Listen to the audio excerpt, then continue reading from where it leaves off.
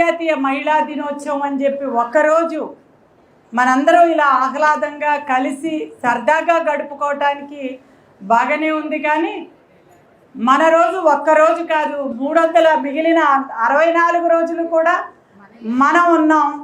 మహిళలు వాళ్ళు వెనకబడి ఉన్నారు.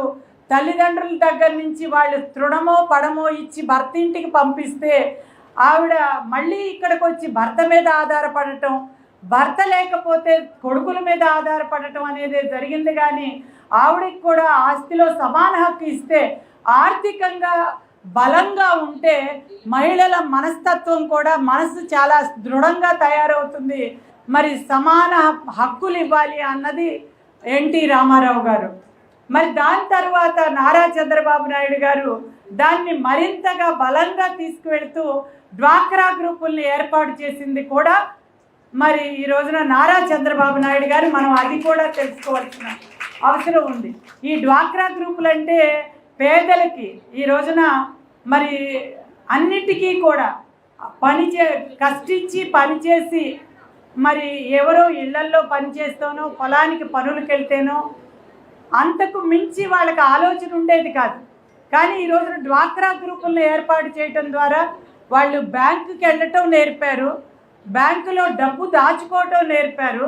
అంతేకాకుండా దాచుకున్న డబ్బుని పొదుపు చేసుకుని దాన్ని తన పిల్లల్ని చదివించుకోవటమే కాకుండా దాంతో చిన్న చిన్న పనులు వృత్తులు చేసుకోవడానికి వాళ్ళకి స్కిల్ డెవలప్మెంట్ అంటే కేవలం ఒక ఇంజనీరింగ్ స్టూడెంట్స్కో పెద్ద పెద్ద డిగ్రీలు చదివిన వాళ్ళకే కాదు, ఏ చదువు లేని వాళ్ళకి కూడా వాళ్ళకి కుట్టు మిషన్ శిక్షణ కార్యక్రమం, మరి అల్లికలు, అదేవిధంగా బుట్టలు తయారు చేయటం, అరటి బోదెలతో చిన్న చిన్న వస్తువులు తయారు చేయటం, ఈ రకంగా చిన్న చిన్న పనులు అది ఎవరైనా చేయగలరు. కాబట్టి చదువు లేకపోయినా మరి వాళ్ళందరికీ కూడా ఇలాంటి వృత్తుల్లో శిక్షణ ఇప్పించటం ద్వారా ఇవాళ బలోపేతం చేశారు స్త్రీని.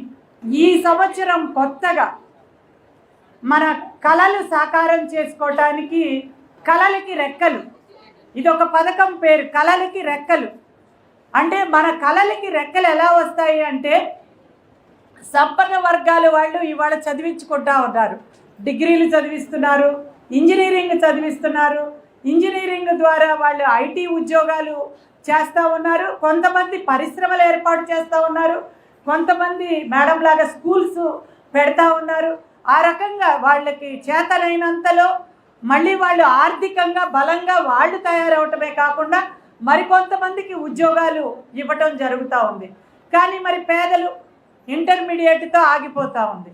మరి గద్దే రామ్మోహన్ గారు మొన్ననే మీ అందరూ చూసే ఉంటారు, ఒక ఆమెకి ఐఐటి స్టూడెంట్, అంటే తండ్రి లేడు, తల్లి ఇళ్లల్లో పనిచేస్తుంది.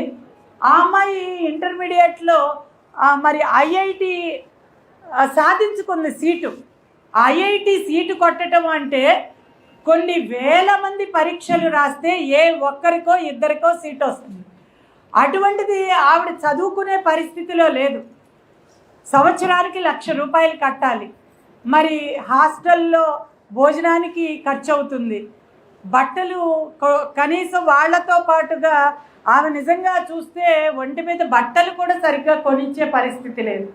అలాంటి పరిస్థితుల్లో మనం ఇంటింటి కార్యక్రమంలో వెళ్ళినప్పుడు వాళ్ళు చూపించారు, ఈ పాప ఐఐటి సీట్ వచ్చింది కానీ చదివే పరిస్థితి లేదు, అందుకని తల్లితో పాటు పనులు చేసుకోవడానికి వెళ్ళటానికి రెడీ అయ్యింది అని చెప్పి వెంటనే మేము రామ్మోహన్ గారి దృష్టిలోకి తెచ్చాం.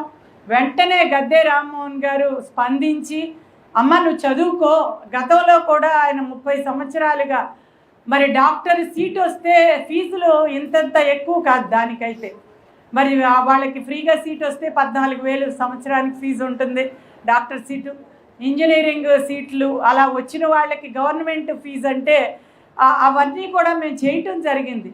బీడిఎస్ స్టూడెంట్స్కి ఇవన్నీ కూడా మాకు కూడా దేవుడు అంతో కొంత ఇచ్చి ఒక మంచి, మరి నేను నిజంగా ఇవన్నీ చేయటం వల్లనే మేము నిలదొక్కున్నామా వ్యాపారంలో అని నాకు కూడా ఒక్కొక్కసారి ఆలోచన వస్తుంది. మరి ఆ రకంగా ఆ బిడ్డని మా కంట పడింది కాబట్టి మేము చదివించాం. మరి ఇవాళ ఆ బిడ్డని ఇంకా 4 ఏళ్ళు చదివించాలి.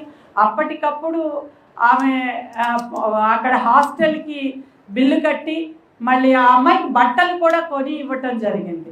మరి అందరినీ మేము చేయలేం కదా, ఏదైనా ప్రభుత్వం పూనుకుంటే అలాంటి పనులు అవుతాయి. మరి మీలాంటి ఎవరైనా ఒకళ్ళు దాతలు ముందుకొచ్చి చేస్తే పనులు అవుతాయి. అందరం తలా కొంచెం ఏదో ఒకటి మానవతా దృక్పథంతో చేస్తే అవుతాయి. ఇవాళ మహిళా దినోత్సవ సందర్భంగా మనందరికీ కూడా ఒక మంచి విషయం నేను చెప్పదలుచుకున్నాను. ఇంటర్మీడియట్ వరకు చదువుతున్నారు, ఆ తర్వాత చదివించలేక ఆగిపోతూ ఉన్నారు. కాబట్టి వాళ్ళందరికీ కూడా వృత్తి శిక్షణ ఉచితంగా ఇచ్చే ఏర్పాటు చేస్తూ ఉన్నారు. అంతేకాకుండా మరి ఇలాంటి ఐఐటి కొట్టి చక్కటి పిల్లలు ఉన్నారు కదా, బ్రహ్మాండంగా ఫస్ట్లు వచ్చేవాళ్ళు, వాళ్ళందరికీ కూడా షూరిటీ ఇవాళ రాబోయే రోజుల్లో వచ్చేది టీడీపీ జనసేన సంకీర్ణ ప్రభుత్వం. వీళ్ళిద్దరూ కలిసి మేనిఫెస్టోని విడుదల చేశారు. అదేంటంటే వాళ్ళు షూరిటీ ఇస్తుంది ఈ ప్రభుత్వం, టీడీపీ జనసేన ప్రభుత్వం. వాళ్ళకి చదువుకునే వరకు, చదువు పూర్తయ్యే వరకు కూడా బ్యాంకుకి అప్పు ఇవ్వటానికి షూరిటీ ఇస్తుంది, వడ్డీ కూడా ప్రభుత్వమే కడుతుంది. ఆ పథకం పేరు కలలకు రెక్కలు. ఈ రోజున మహిళా దినోత్సవ సందర్భంగా విడుదల చేశారు. మనందరం కూడా గుర్తుపెట్టుకోవాలి, మన బిడ్డలందరూ కూడా ఈ రోజున తెలివి గల బిడ్డలు అందరూ కూడా చదువుకోవాలి. చదువుకొని ఆకాశమే హద్దుగా వాళ్ళకి చక్కటి రెక్కల్ని, వాళ్ళ కలల్ని సాకారం చేసుకోవటానికి రెక్కలు ఇస్తూ ఉంది ఈ ప్రభుత్వం. ఆకాశమే హద్దుగా మీరందరూ, మీ బిడ్డలందరూ కూడా ఇవాళ సమాజంలో ఎదగాలని, ఈ కార్యక్రమానికి మీరందరూ కూడా చేయూతనివ్వాలని ఈ సందర్భంగా మీ అందరినీ కోరుతున్నాను.